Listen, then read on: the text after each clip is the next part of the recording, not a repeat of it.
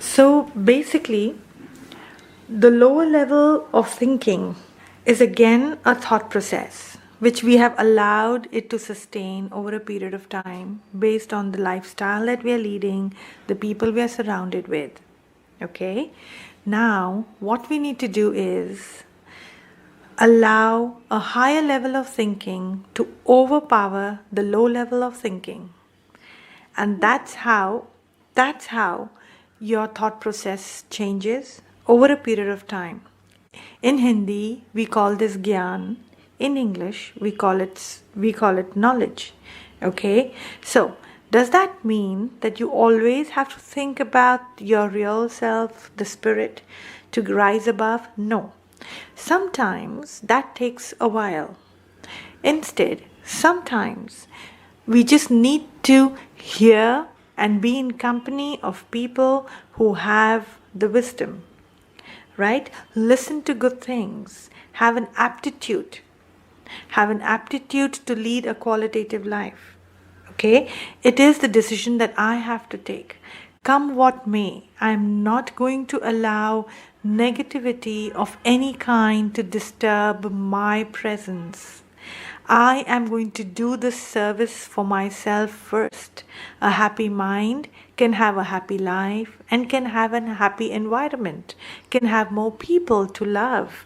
You can do no social service to people outside if you're not a happy person inside, right? So there would be oppositions in our life. There would be challenges in our life. There would be things happening that we have not really wanted them to happen. And that would happen maybe 99%. Most of us do not have very happy-go-lucky lives. We are surrounded with very challenging life situations, like you said in the beginning. How do I make that easy for me?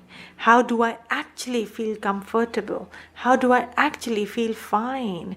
I have so many grudges for people who have done wrong things for me. I do not forget about what has been spoken to me even up till yesterday. How do I let go? Well, we have to learn the art to let go. I have to learn the art to forgive. I have to learn the art to forget.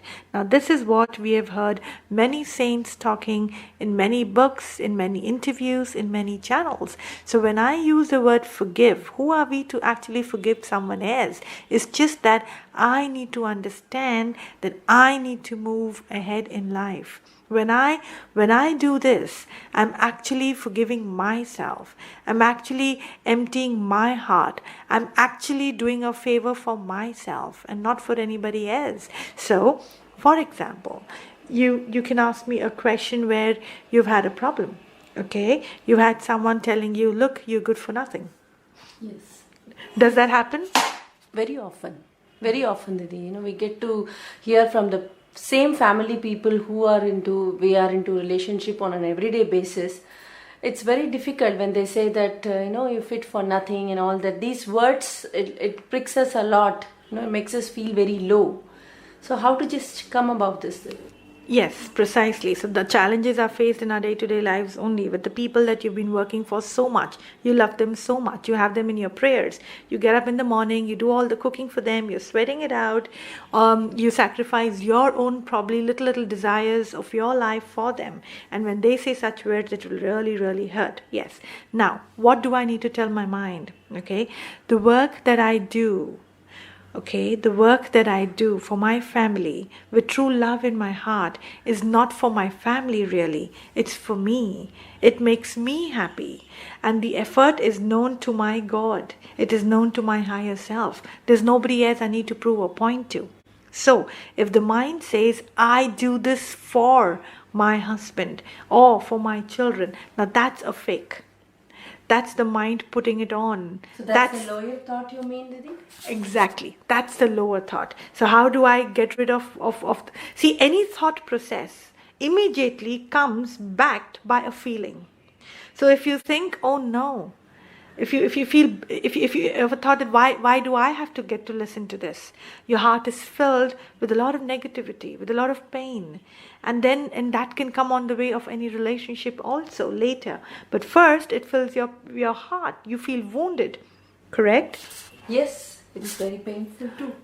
Right. So then you have to do the healing process immediately. There is no waiting. Most of the time, we want our spouses to change. We want our people around us who have told us this to change. You want them to tell you a sorry, or you want them to feel and appreciate and praise you for your effort. Now, that's not going to happen. That's not going to happen at all. See, you have to tell your mind that the effort I have done is for the people I love. And I've done it for myself. The human body is going to be busy doing something or the other, right? You cannot make it sit. Karma is inevitable. You understand that? Yes, of course. When we go to a gym, we pay money and we go to the gym. We work out, sweat it out on our own. We choose to do that. Are we doing a favor to someone? No, not at all. It's for Exactly. ourselves. Exactly. So when we work in the kitchen, when we wake up in the morning for our kids, when we do something that we're doing that we think we are doing for our spouse, but actually all of that is only for ourselves. So every action that I do is actually for myself. Because if I don't do that, it would give me a sleepless night. It would make me feel not right. There are certain things that when I do, I feel good about it. Okay, so tell the mind, well, I have this opportunity to have been able to do this. I'm so grateful. It's absolutely fine. And your mind will feel much, much better because I'm not doing this for anybody else. I'm doing this for me. And my sincere effort is known by whom? Is known to my higher self. It's known to the person I have prayed all my life called God. So he knows my truthfulness. He knows my actions. He knows my sincerity. And that is it. That is it. I'm not doing this for anybody else. Number one. Number two, if your spouse is frustrated and says something to you, the only way, it's a matter of celebration. That's the only way he shows his love for you. He cannot show his frustration to a third person. He will not survive in this competitive world. So he's comfortable to share his frustration only to a woman or to a person he loves the most, which is you. So if he has shown this frustration to you, you need to actually get up and start dancing. Because it's just a way to say that, baby, I love you.